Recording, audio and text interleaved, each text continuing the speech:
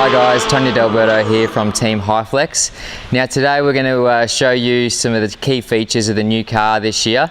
As we all know, we've gone to the Car of the Future rules.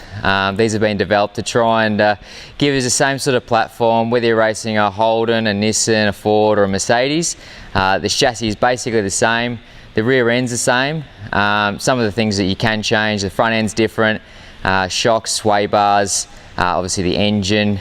But basically we're trying to make the car very similar so we can all compete on a very level playing field. Okay, so firstly I'm going to take you through the changes to the under the hood here. I can't show you it because I don't want to give away any of my secrets. Look, I mean the biggest change for us, we came to Holden this year. So we got exactly the same engine, same as Ford.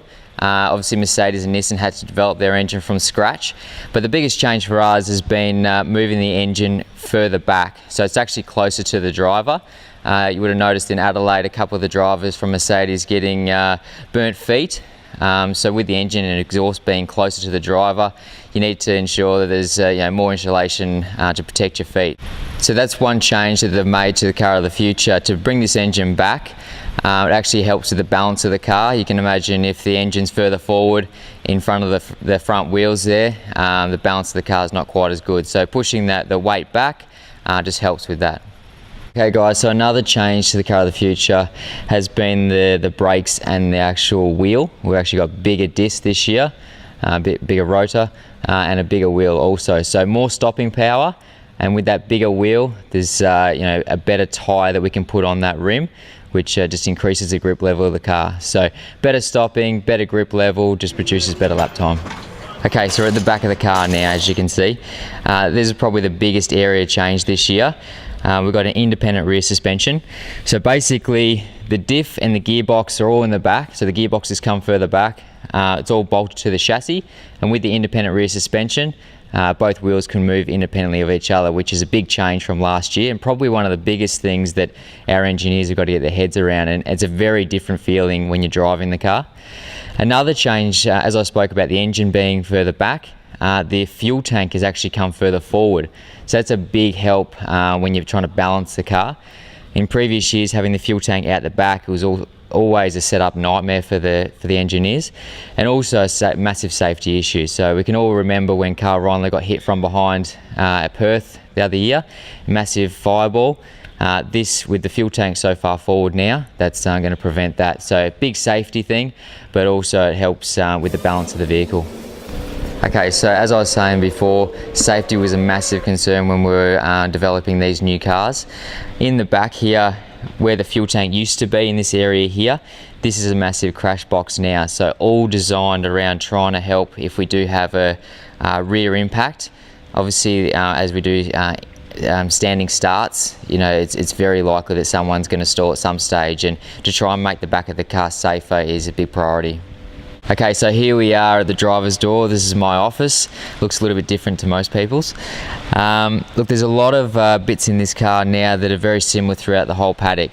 So exactly the same roll cage. So you see exactly the same bars, which you haven't seen before in the past. Driver's seating position is a lot further across and a long way back. So basically everyone's sitting in the same position, and you've got the steering wheel and pedals that move. So that's all very similar. Same gear lever. Whereas in the past teams would develop their own lever and gear cut system. That's all controlled now. So I suppose the aim of the game for the Car of the Future was to try and control some of these components, to stop teams spending a lot of money to try and develop them. And the cockpit area is certainly one of those areas that's very similar up and down pit lane. So I'm just going to run you through some of the visual changes for this year. Last year we raced a Falcon, but this year we've come back to Commodore. In previous years obviously been the VE, but they've actually released the new VF Commodore, and this actually hasn't even been released on the road, so it's pretty special to drive this car without it being released. So some of the changes have been the front bar, bonnet and front guards there, and also another big change has actually been the rear wing of the car and the boot. So as you can all remember, the VE Commodore, the boot mount was in the middle, Now it actually looks a little bit falconish with it on the side here. So it's actually a little bit better for aero, and I think it looks pretty sexy like that too. Okay, so that wraps up our little video on the changes that V8 Supercars have made to the car of the future. Very exciting to have new manufacturers in the category. We're very excited to be back in Holden. I hope all you guys are as well. We really appreciate your support, so keep an eye out for us on track. We're going to be pushing really hard. We've started the year really well. So yeah, keep that support coming in. We really appreciate it, and we'll see you during the year.